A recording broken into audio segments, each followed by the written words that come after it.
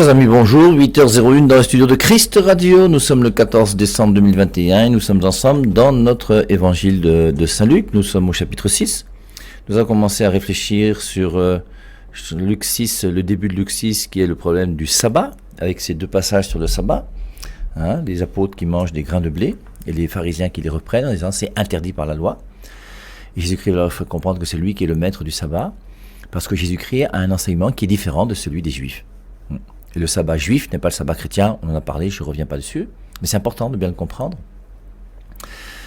Et ensuite, on a vu comment Jésus-Christ va faire un miracle le jour du sabbat, encore le jour du sabbat, il fera un miracle, il met la personne là, au milieu de la synagogue où il se trouve, et puis il fait un miracle en disant aux pharisiens qui sont là, est-ce qu'on a le droit de faire le bien le jour du sabbat ?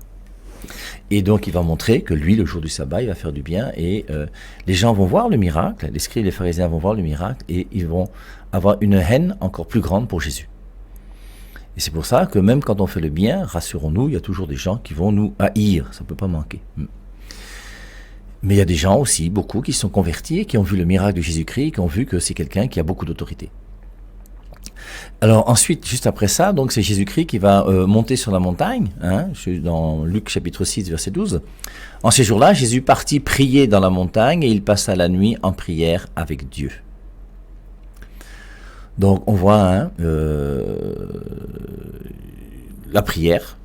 En ces jours-là, Jésus partit prier dans la montagne. Alors on avait vu comment c'est important pour nous aussi de prendre du temps pour la prière.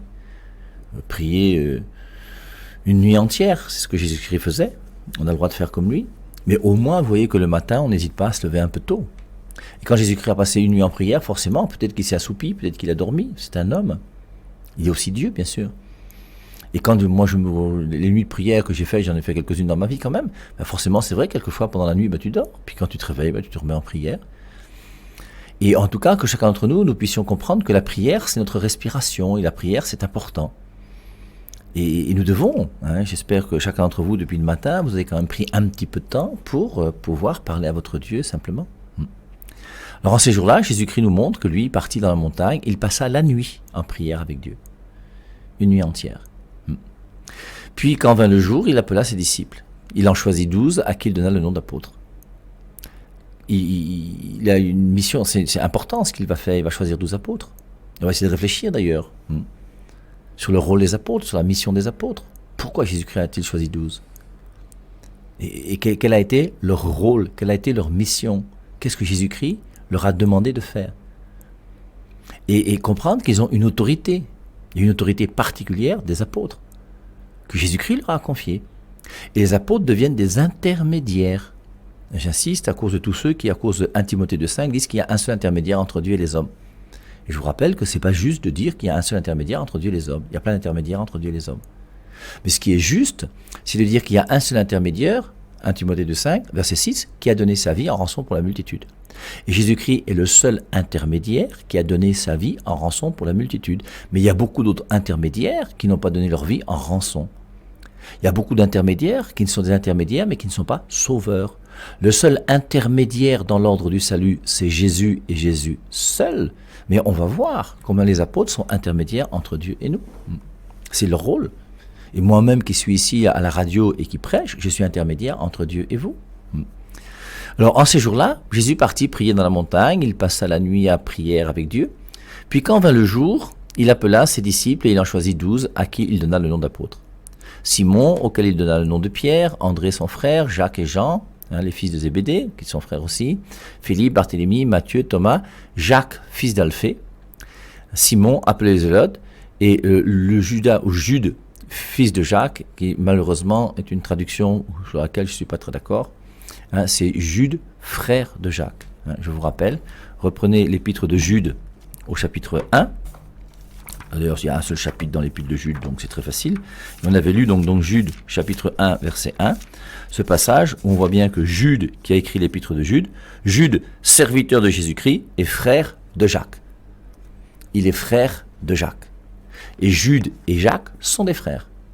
José, Jacques, Jude et Simon sont les 4 frères de Jésus, qui sont ses cousins. Alors bon, je ne reviens pas du tout ça, c'est pas ça qui est intéressant. Le dernier, c'est Judas. On le connaît, on sait pourquoi Judas est le dernier. On avait vu hier pourquoi Pierre était le premier. Et Pierre a un rôle particulier parmi les 12, hein. C'est lui qui est le chef de l'Église.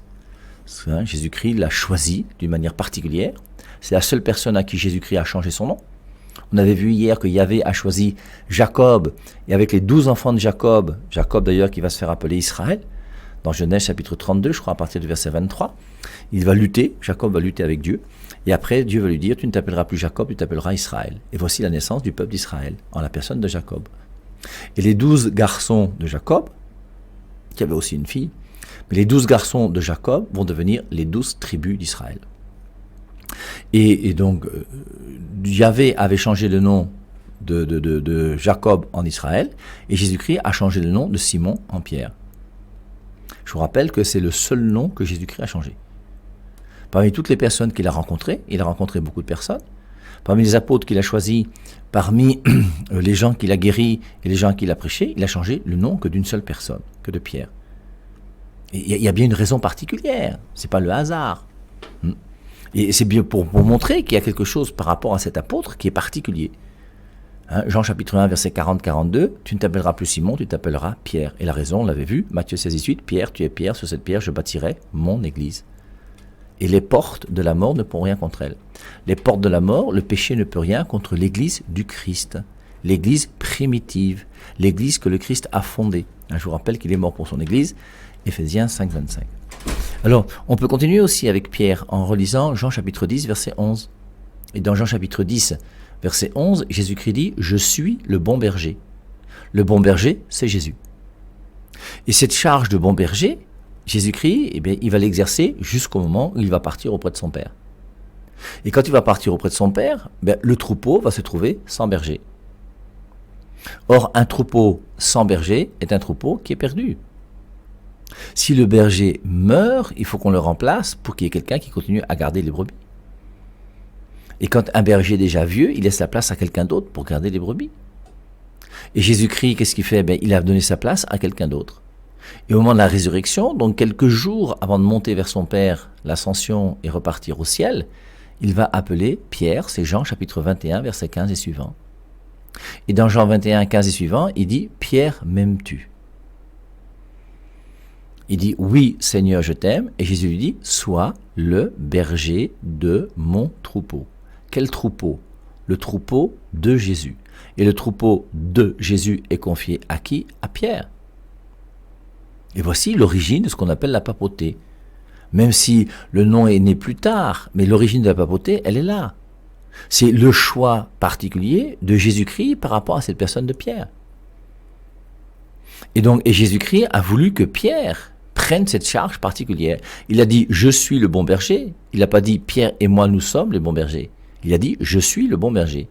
Et il montre son rôle de bon berger. Et le bon berger, qu'est-ce qu'il fait? Il garde les brebis. Il empêche le loup de venir les dévorer. Les loups qui viennent dévorer, c'est qui? C'est tous les faux prophètes qui sont dehors aujourd'hui et qui veulent vous dévorer. C'est tous ceux qui vont donner une doctrine bizarre pour vous faire quitter l'Église catholique. Lisons Matthieu chapitre 7. Gardez-vous des faux prophètes. Je suis au verset 15.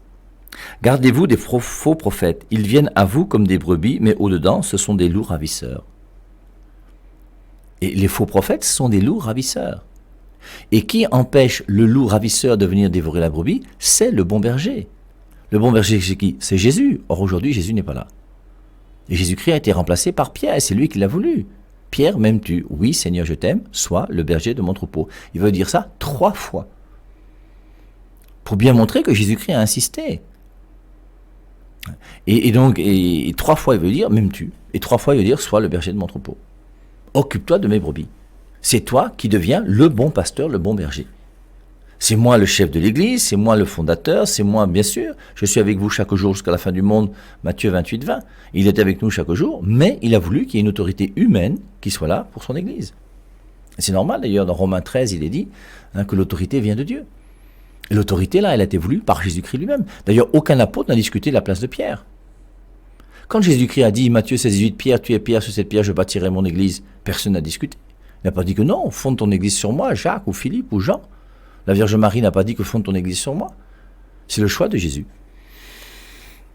Et on voit donc comment Jésus-Christ sera remplacé comme bon berger par cette personne de Pierre. Pierre va mourir, et on avait vu, je vous rappelle la liste de Saint-Irénée qui donne la liste des 12 premiers papes. Et nous, depuis, maintenant, on a 260 et des poussières de papes qui sont succédés.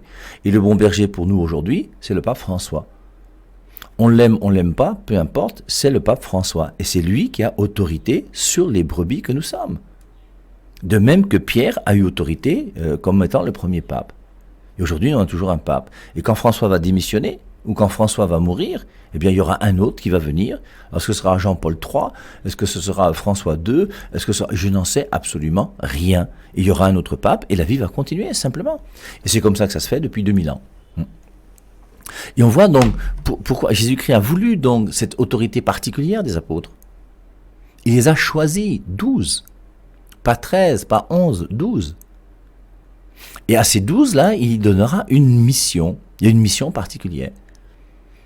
Alors, c'est vrai que suivant les différents évangiles, on voit comment l'appel des premiers disciples se fait d'une manière différente. Alors moi, je vais vous lire forcément dans l'évangile de Jean, puisque je suis de la communauté Saint-Jean. Donc on aime beaucoup l'évangile de Jean.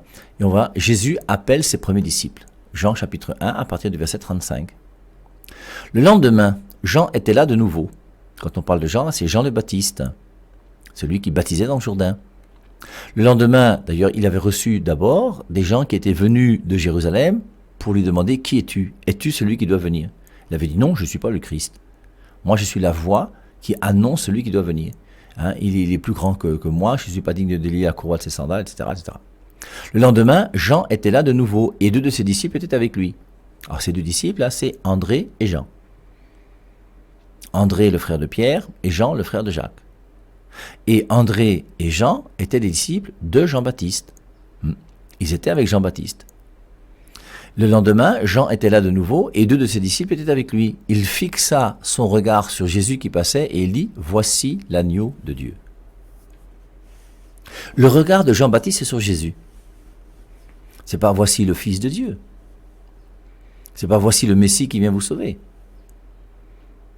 C'est pas le Fils de Dieu comme la voix qui va se faire entendre. Écoutez-le, celui-ci est mon Fils bien-aimé. Jean-Baptiste désigne Jésus-Christ et le désigne en disant « Voici l'agneau de Dieu ». Alors, quand, à l'époque de Jean-Baptiste, on a André et Jean qui sont là, qu'est-ce qu'ils ont pu comprendre? Alors, c'est vrai que dans l'Ancien Testament, quand même, l'agneau, on en parle. L'agneau, ça fait penser à Abraham et Isaac. Où est l'agneau pour l'Holocauste? Et Abraham qui dit « Dieu y pourvoira ». Et Dieu pourvoit à l'agneau, le voici. Voici l'agneau de Dieu. On pense à Exode chapitre 12, 13, 14. C'est ces chapitres-là où on voit que on va tuer un agneau, on va mettre du sang de l'agneau sur la porte, quand on est en Égypte. Et dans toutes les maisons où il y aura le sang de l'agneau sur la porte, la mort ne va pas frapper le premier-né de cette famille-là. Lorsque Dieu s'est fâché contre Pharaon. Et c'est le sang de l'agneau qui va empêcher que le premier-né puisse mourir.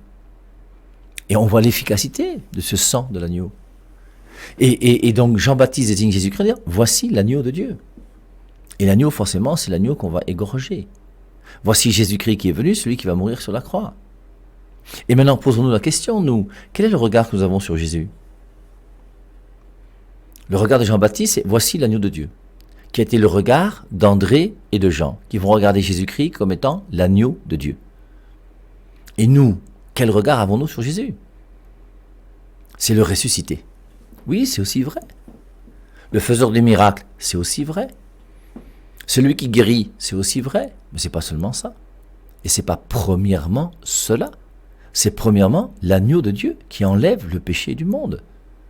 Rappelez-vous le paralytique dans Marc chapitre 2 qui descend du toit et il est paralysé. Et Jésus-Christ dit, tes péchés sont pardonnés. Jésus-Christ ne le guérit pas. Il dit d'abord, tes péchés sont pardonnés. Pourquoi? Parce que l'agneau de Dieu est venu pour enlever le péché du monde. Et ce qu'il veut, c'est que toi, tu sois purifié de ce péché. Romains 3, 23, tous sont péchés sans priver de la gloire de Dieu. Et on voit donc Jean-Baptiste qui désigne Jésus-Christ comme étant l'agneau de Dieu. Lorsque les 2 disciples l'entendirent, ils allèrent et suivirent Jésus. Et c'est beau de voir que ces 2 disciples-là, qui sont disciples de Jean-Baptiste, vont devenir les disciples de Jésus. Et ce qu'il y a de magnifique, c'est de voir que Jean-Baptiste n'est pas jaloux. Ils ont quitté la communauté de Jean-Baptiste pour aller entrer dans la communauté de Jésus-Christ. Et Jean-Baptiste va s'en réjouir. Et Jean-Baptiste est content de voir que ses disciples puissent devenir des disciples du Christ. Alors moi je dirais, moi je suis content de voir que les disciples de toutes les dénominations puissent devenir un jour catholiques. Alors forcément, chacun voudrait que dans son église il y ait un maximum de personnes. Mais l'important c'est pas que le maximum de personnes soient dans mon église, c'est que le maximum de personnes soient dans l'église du Christ. Et quand quelqu'un entre dans l'église du Christ, mais c'est une joie. Il y a plus de joie au ciel pour une personne qui se convertit que pour 1000 justes qui n'ont pas besoin de conversion. Donc, on voit donc, lorsque ces deux disciples entendirent, ils allèrent et suivirent Jésus. Donc, Jean-Baptiste désigne l'agneau de Dieu et ses disciples suivent l'agneau de Dieu. Voilà un bon prédicateur. Un homme de Dieu qui est efficace et qui conduit les gens à Jésus. C'est ça qu'il faut faire. Jésus se retourna et vit qu'il les suivait. On a vu donc, lorsque ces deux disciples entendirent, ils allèrent et suivirent Jésus. Jésus se retourna et vit qu'ils le suivaient. Alors il leur dit, que cherchez-vous ? Et si Jésus-Christ te disait aujourd'hui maintenant, que cherches-tu ? Moi je cherche à pouvoir faire que ma puce orange puisse marcher. Parce que je suis allé voir un boutoukou hier là-bas, à l'avenue Kennedy, et jusqu'à aujourd'hui là, il me dérange. Et ça commence à m'énerver, à me pomper l'air. Alors si Jésus-Christ me disait, que cherchez-vous ? J'ai dit, envoie la lèpre à cet homme-là. Non, c'est pas vrai. Un prêtre est là pour bénir, et non pas pour maudire, bien sûr. Donc Jésus se retourna et vit qu'il le suivait. Alors il leur dit, que cherchez-vous ? Ils lui dirent, Rabbi, c'est-à-dire maître, où demeures-tu ? Jésus leur dit, venez et vous verrez. Ils vinrent donc pour voir où il restait, et ce jour-là, ils demeurèrent avec lui. Il était environ 4 heures de l'après-midi. Donc, Rabbi, où demeures-tu ? Que cherches-tu ? Je ne cherche pas premièrement ma puce orange soit connectée ou pas. Je ne cherche pas premièrement, non. Où demeures-tu ? Où est-ce que tu es pour que je puisse demeurer avec toi ? Où demeures-tu ? Où est ta maison ? Où es-tu ? Quel est le lieu que tu habites ? Quel est le lieu dans lequel je peux te rencontrer ? Et quelque part, moi j'ai envie de dire, il lui demande, Rabbi, où demeures-tu ? Et forcément, aujourd'hui, je dirais dans l'église. La demeure de Jésus-Christ par excellence, c'est dans son église. C'est pour ça qu'il a voulu une église et qu'il est mort pour son église. Et c'est pour ça que le choix de l'église est important. Où demeures-tu ? Jésus-Christ ne demeure pas dans l'église des témoins de Jéhovah, où on dit que la Trinité, c'est diabolique, où on falsifie les Saintes Écritures. Il faut que les choses soient claires. Jésus leur dit, venez et vous verrez.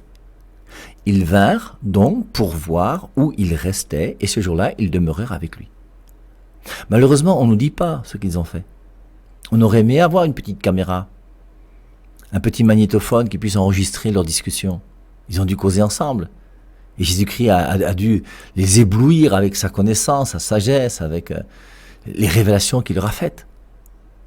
Pouvoir discuter seul à seul avec Jésus-Christ comme ils ont fait là, mais c'est extraordinaire. Et je pense que leur vie a été bouleversée par cette rencontre avec Jésus-Christ, même comme on en parle d'une manière très sobre.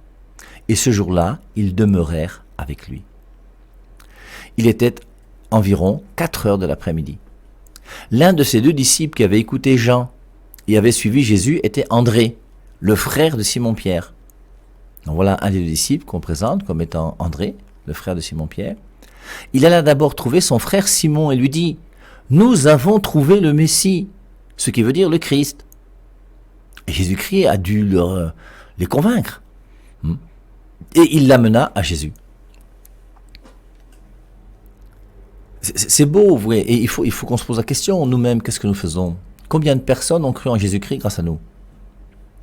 Je vous dis que quand dans une maison, vous, les pères de famille et mères de famille, vous avez des enfants qui ne vont même plus à la messe, posez-vous des questions. Et c'est honteux de voir des gens qui ont la chance d'avoir beaucoup d'argent, qui ont envoyé leurs enfants au Canada ou en France, ils ont perdu la foi là-bas, mais on a des millions et des millions pour qu'ils fassent des études. Alors que par rapport à leur connaissance biblique, on n'a pas été capable de prendre un répétiteur.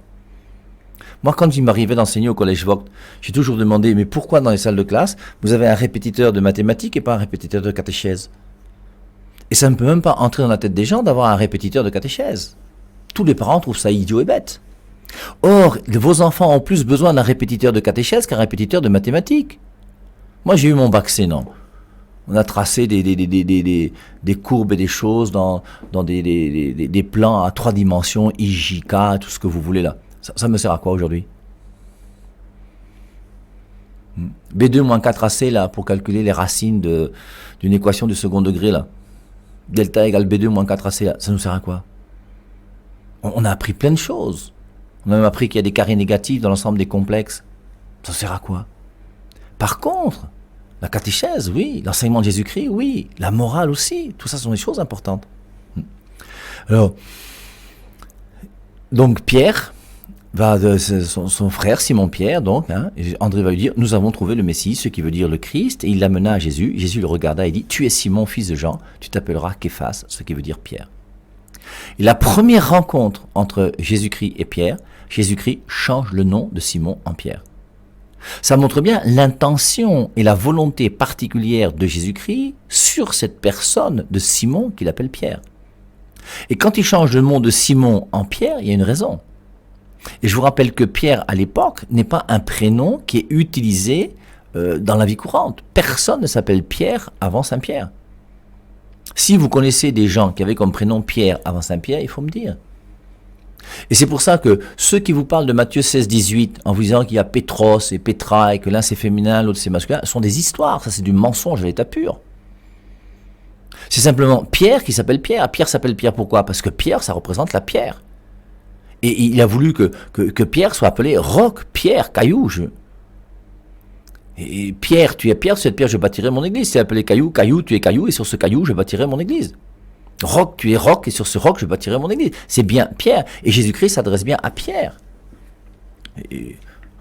Donc, nous avons trouvé le Messie, ce qui veut dire le Christ, il l'amena à Jésus. Jésus le regarda et dit, tu es Simon, fils de Jean, tu t'appelleras Képhas, ce qui veut dire Pierre. Le lendemain, Jésus décida de partir pour la Galilée. C'est alors qu'il rencontra Philippe et lui dit, suis-moi. Philippe était de Bethsaïde, la ville d'André et de Pierre.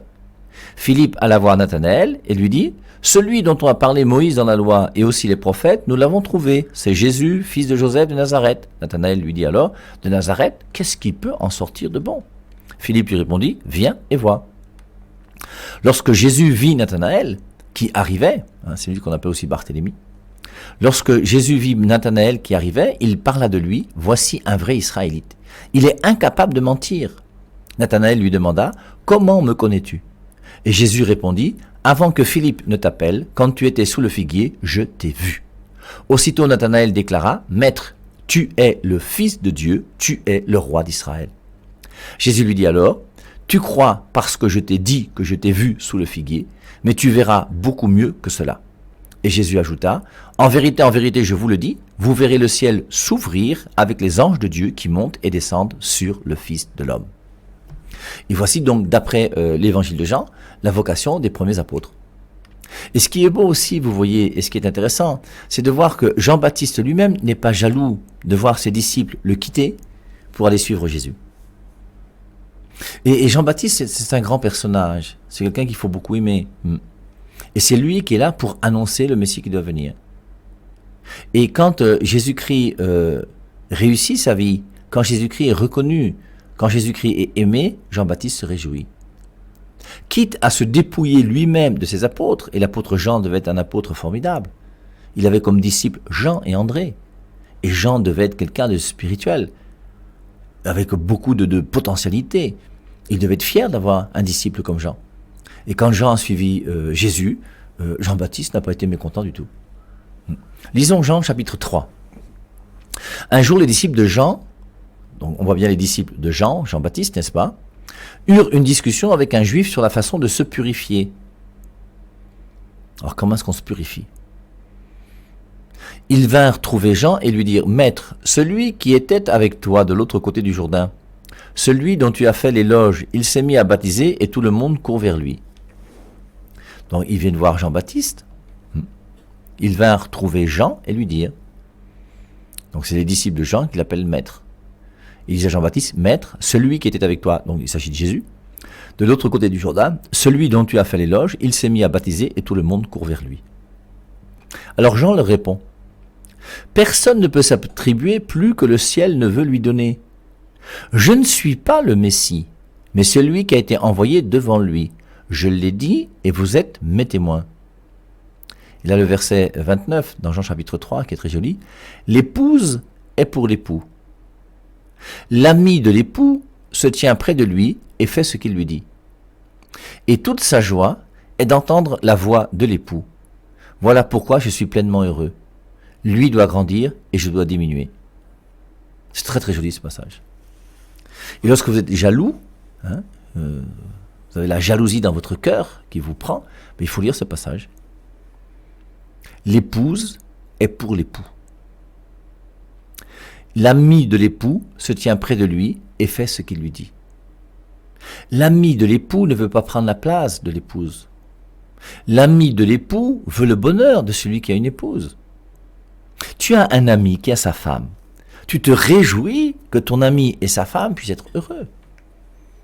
Et toi, l'ami de l'époux, tu n'es pas là pour rivaliser avec l'épouse, essayer de voir comment vous bagarrez tous les deux pour prendre la place dans le cœur de l'époux. Non, l'époux est pour l'épouse et l'épouse est pour l'époux. Et toi qui es l'ami de l'époux, tu te mets au service de leur amour pour les aider à pouvoir s'aimer le mieux possible. Et c'est ce que fait Jean-Baptiste.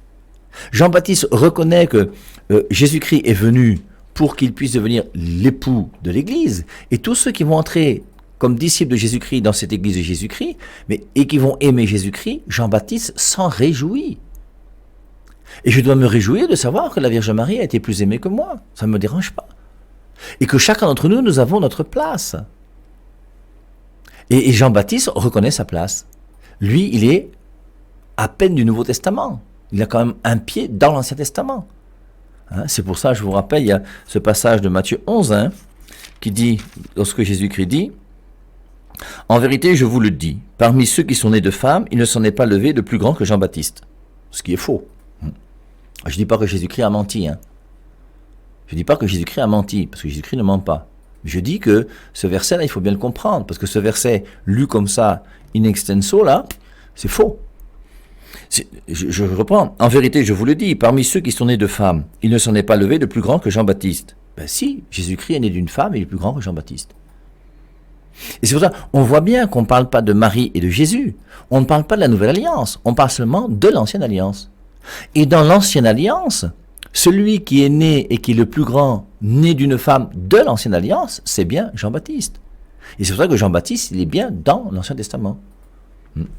Alors il fait la charnière, et c'est le plus grand des prophètes. Pourquoi? Parce que c'est lui qui va non seulement annoncer Jésus, mais il va désigner Jésus. Et il désigne Jésus en disant à ses disciples, « Voici l'agneau de Dieu qui enlève le péché du monde. » Et Jean-Baptiste se réjouit de voir ses disciples qui vont suivre Jésus. Ça, c'est la grandeur d'âme de Jean-Baptiste.